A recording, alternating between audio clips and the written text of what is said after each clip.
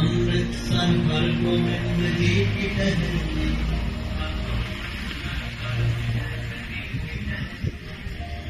आदर इबादत की देख देख देख दिए त्याग मर को नाम तक से देख दे बाबा बखाड़ा कह दिया था 8वें गुरु 22 मंजियों में फिर तलाश की शुरू मक्खन शालबाड़े का बेड़ा पार लगाया